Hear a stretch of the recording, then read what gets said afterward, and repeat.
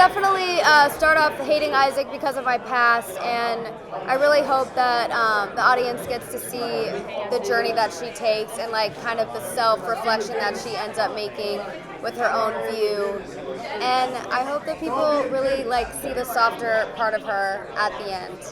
She definitely has some self-discovery that she makes, and her and Isaac have a great kind of friendship bond at the end of the day, I think. Wow, that's actually very interesting because I find that Claire and Isaac, they've had the same kind of relationship but in different places with this arc, starting out as friends and admiration and respect, and then betrayal, which is anger and hurt and not trusting, and then to love, and then falling in love again, to be disappointed, and who knows what else is going to happen after that.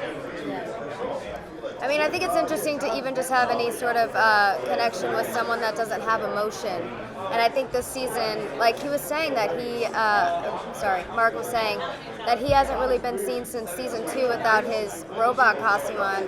And it really gives you another look at like just how difficult it is to, you know, have some sort of connection or be on a ship or have some sort of relationship with someone that doesn't have emotion. And he's so good at like being a robot with no robot costume on. I was so impressed. That is a hard thing to do as an actor, to like act like you have emotion, or not have emotion, but have a face and emotion. Yeah. So, yeah, it's a cool concept. I'm glad we got to see him without his robot costume a lot this season.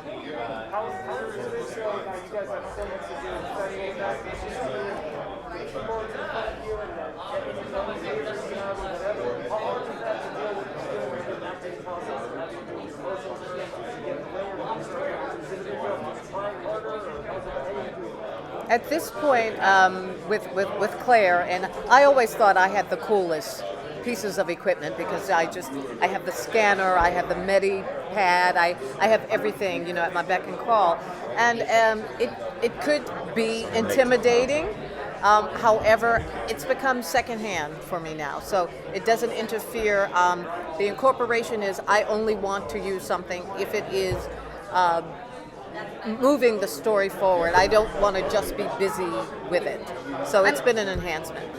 I was going to say, other than having a little light thing that you end up pointing at like all the crew members and like basically blinding them, the explosions that they do on set that are for real really help with the acting, because the minute you hear like a boom, it's easier for everyone to react, that kind of thing. That's all I can really attest to. We're talking about like the I don't know, you can kind of... We're asked with the technology and all the different things that work out, how does that enhance or take away from how the difficulty of performing as an actor? I always find it, obviously I had to prove myself as a science expert before I got the part. I don't know anything about science, but I always find it funny with the pyrotechnics they use on the bridge when you get hit.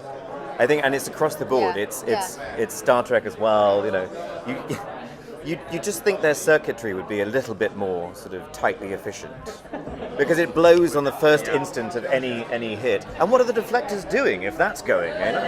Sparks everywhere. Right, they're meant to be stopping any sort of intrusive explosion before it gets anywhere near inside the ship. But it looks good, so It does look good. Yeah. Worth it. I always wonder if each of you, do you watch the shows afterwards? I know some actors don't like to watch the shows, but you add so many extra effects to the show. To me, I would just be dying to see the finished product. It's an event. Product. Yeah, it's a huge event for us as a group of actors. Most of us watch it together. Yes. And we For those watch of us it as in fans. LA, I wish we were in LA. I know. But we watch them as fans. We don't watch them as, let's sit down and critique our work. Yeah. We sit down, we watch them, and we enjoy each other. Well, and if you're not, I'm guilty of, if I'm not particularly in an episode, I'll skim the script and go, okay, well, I'm not really in that one. And then I look forward to actually watching it when it comes on TV. It all makes sense together, And just the special effects alone really do make the show. And you don't know, like you see a green screen, and every episode is like a completely different like color scheme, different like world, planet. It's so interesting to watch. Yeah, Brandon has just brought our game up way up. Absolutely. Yes. Insanity. We're hunting for some Emmys this year, so let's see what happens. That's hard for science fiction. Let me tell you, from Star Trek, it's like never. Wish us luck. It's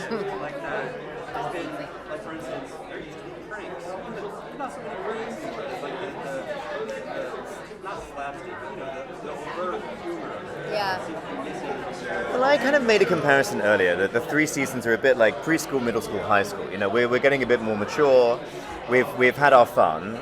We're still going to have some fun, but it's going to be a bit more like a bit classier, I guess. I mean, Scott made me laugh on that freaking bridge every single day. I was trying to like hold a straight face. So he definitely still cracks jokes all the time in there, even in the scripts and everything. And then also Bordas, I think, has a lot of the comedic kind of. Yeah, but take in there. it's sprinkled with comedy, and it always Yeah. has been. And our very first meeting with Seth was to make sure that we give you a reality of these people who happen to be 400 years in the future. And if something is funny, it doesn't cease being funny in the future. So we were never to think of it as slapstick or anything like that or spoof. It had to be that the comedy rested in the reality of a situation that just happens to be funny. And so